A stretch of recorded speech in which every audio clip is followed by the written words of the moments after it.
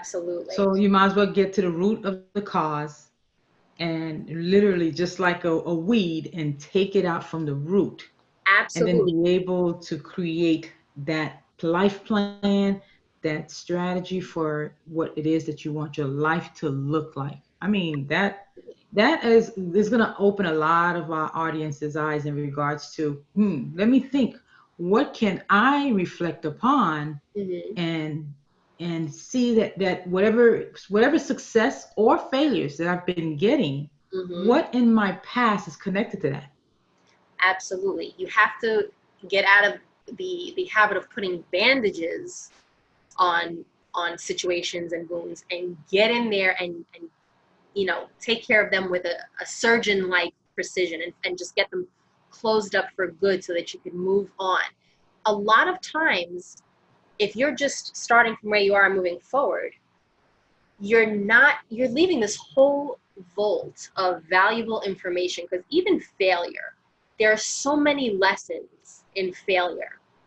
And when you're not willing to look back on these things and take, like you said, the valuable nuggets, instead of looking at them as a threat, use them to your advantage so that you could move forward wiser for having gone through it.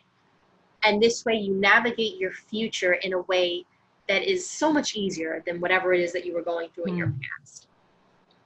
I love it. I love it. So when it comes to how have you found yourself taking, your journey, right? Of how you shared that you've been in some, relationships that weren't the, I guess the model type relationships. Right. And then so how did you take upon that reflection, and then now you're able to make a business out of it, or be able to help others with that type of reflection that you've done upon your own life? Right. Well, I had gotten to a point where I had to confront so many of my failures and my Hmm. shortcomings. It kind of became habitual to me. A lot of times we have a tendency to want to just look at the good things that we've done, and we ignore the failures. Like I said, we ignore those Very valuable lessons.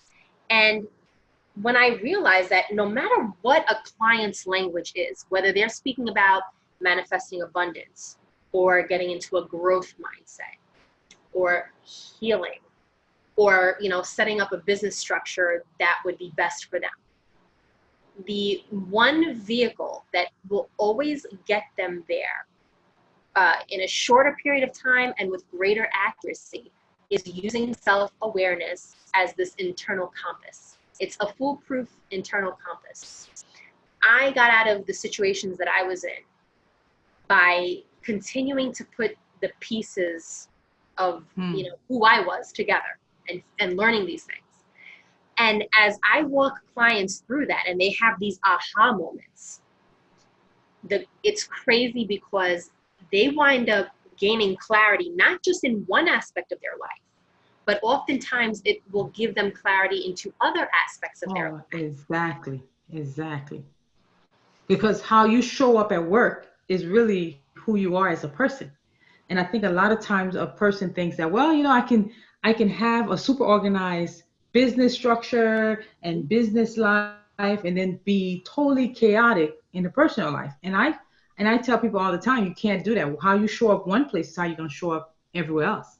So it's important as a person, right? Because sometimes people think that it's a business issue, and a lot of time it's a mindset, or like you mentioned, it's a past issue that hasn't been resolved. So it's very important, right, based on what you're saying, that you have to take care. And I love how you didn't say technically failures.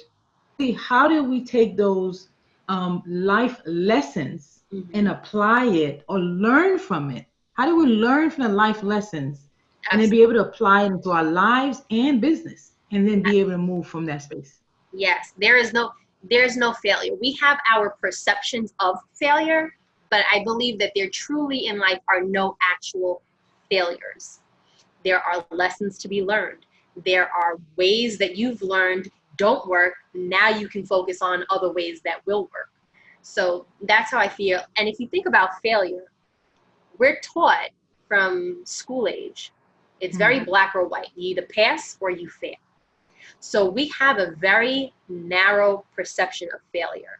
When the Mm. reality is that failure, if you were to in college major in success, failure would be your prerequisite. That would be the course that you'd have to take before achieving that success. It's natural, it's a part of life, and it's a part of the business process and journey. But again, because our education system and our perception of failure is so black or white, we don't see the benefit Mm. of failing and the lessons that we could take from it. No, that's fantastic because, and sometimes I even try to get away from the word, like you said, not saying the word failure, but how about saying the word, we experimented, it didn't work for Right. this, experimentation one did not work. Let's try it Mm-hmm. another way. Let's try it another way until we succeed. Try and try until you succeed. And especially when it comes to entrepreneurship or business and even life, different things that you're learning about life, you have to try and try until you succeed versus, oh, I have to fail. No, you're not failing. It's Right. like riding a bike. Who gets on a bike on the first time and like gets it right away. You usually have to take a couple of pedals, 3, 4, 6, 7, 8, 9, 10 times, and then be able to pedal off and ride the bike. So yeah, you people have a mind of knowing, if we as people understand that we're not failing, we're experimenting, we're learning Mm-hmm. life lessons, then what you're saying, makes so much sense, and be able to not be so critical of ourselves Right. when we do learn, when we do experiment, and then be able to move quicker, right, toward that Absolutely. success. Absolutely. And like you said, and I'm actually glad that you touched on that, Carla, because I talk a lot about self-talk also. And to go Mm. back to the false truth and the self-limiting beliefs that we uncover, the reason that that is Mm-hmm. so important is goes to what you just said, because how you speak to yourself, you tell yourself the story about who you are, about where you fit into the world, and choosing, like you said, right down to the word. So don't call it failure if that's going to put you in that type of mindset. I say look at it like you've exhibited the confidence to get away from being behind the desk and the textbook and all that theory that you learned in school, and you're out there putting it into practice now. Put And it into that's where practice. yes, and that is where you absolutely learn the most valuable lessons. And you can't do that. And what I mean, we can go on this all day long, but Yeah. putting into practice is taking action. And I think a lot of times, especially as entrepreneurs, as you're saying, the feel, you can't feel unless you're taking action, right?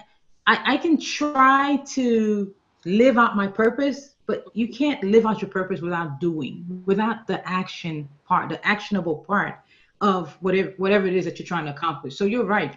Putting it into practice is Right. key. And by you putting it into practice, there are times you're going to learn the lessons, you're going to be experimenting and flat out fail. But it's okay to be able to move, just keep moving forward.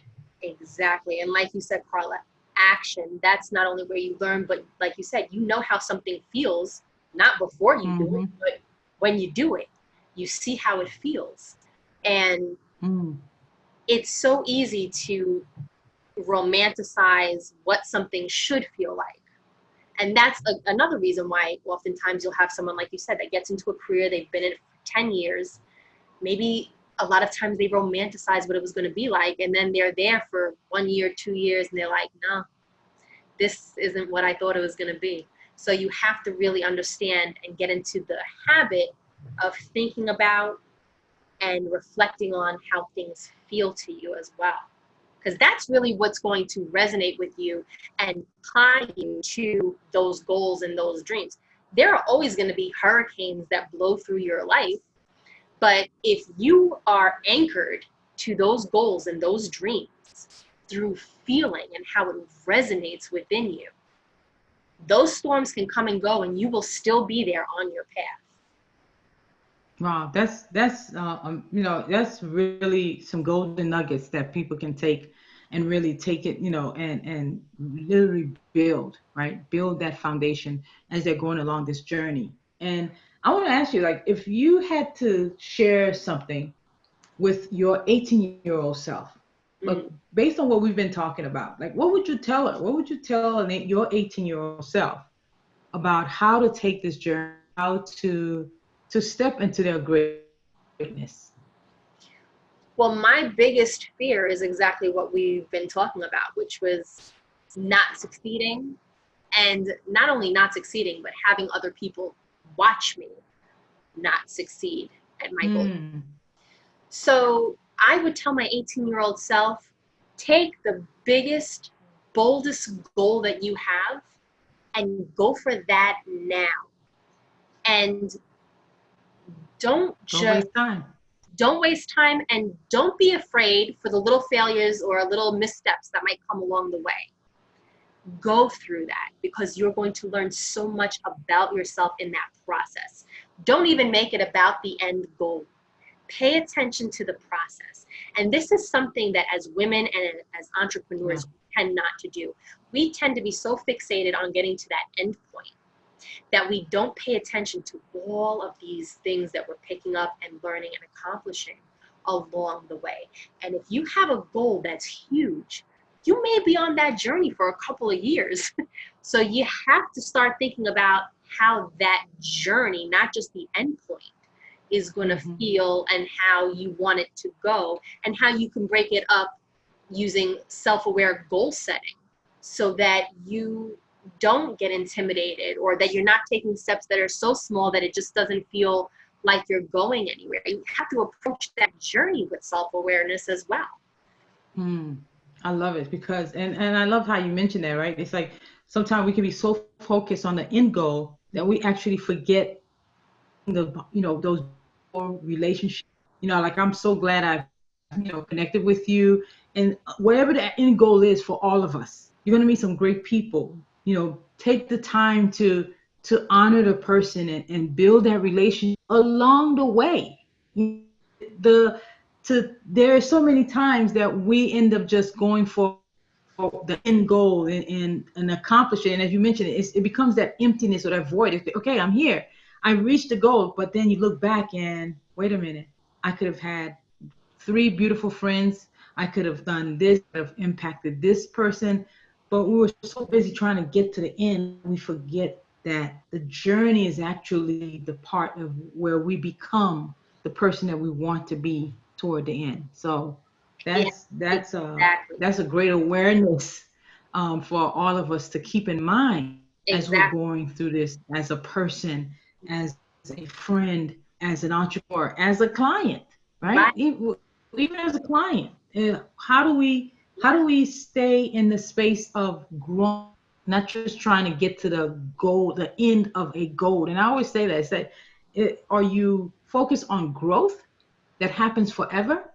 Mhm. Or, okay, you just come up to something temporarily, get to the goal, and then you're done. No, you actually focus on growing along the way as you're trying to complete the goal. So that, I mean, Lisa, for you to share that, that really is going to have a lot of us think about, from this day forth, how we move in manifesting the greatness that is upon us, within our hearts, that having that bold decision that we need to make to get to that bold goal. But you're right. Is how do you now you've gone through this past, you've taken a lot of information from your journey of your past Mhm. to help other women in doing the same.